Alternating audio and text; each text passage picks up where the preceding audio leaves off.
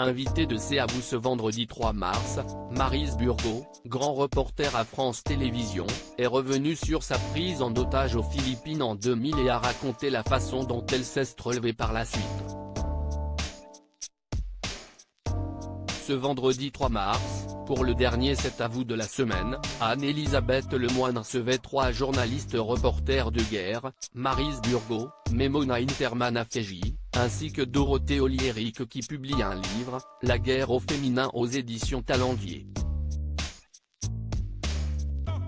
Toutes 3 sont venues sur le plateau pour raconter leurs souvenirs sur les conflits qu'elles ont couverts, que ce soit la guerre au Rwanda de 1994, celle en Yougoslavie ou plus récemment la guerre en Ukraine. Maryse Burgo prise en otage aux Philippines en 2000. En juillet 2000, alors qu'elle se rendait aux Philippines, Maryse Burgo, jeune reporter de guerre de 36 ans, s'est retrouvée prise en otage par le groupe terroriste Abu Sayyaf alors qu'elle venait interviewer d'autres otages. Elle a été libérée le 27 août 2000.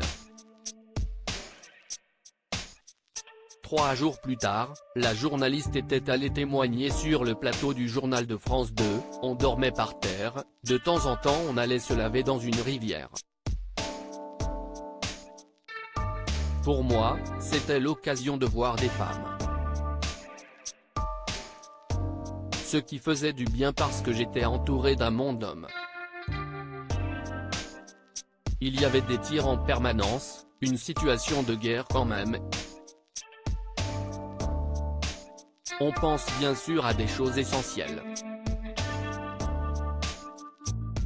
Là, aujourd'hui, je n'ai pas envie de travailler demain matin.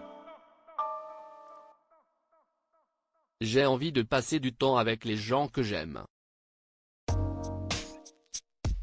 On verra après pour le reste, disait-elle alors. Mais elle est finalement retournée sur le terrain. Je me suis dit que ma victoire sera de recommencer sur le plateau de C'est à vous ce vendredi. Maryse Burgo est revenue sur sa prise en otage, j'étais quand même assez jeune. Je me suis dit, sur le champ, c'était une expérience difficile, mais ça ne m'empêchera pas de continuer à faire ce métier et je ne leur offrirai pas cette victoire. J'ai été privé de ma liberté de manière totalement injuste. J'ai été retenu dans la jungle sous un arbre, des jours et des jours. Je ne le méritais pas, a-t-elle confié. La journaliste de 58 ans a également raconté la façon dont elle s'est relevée après sa prise en otage. Je me suis dit que ma victoire sera de recommencer, de faire ma carrière, comme je voulais la faire.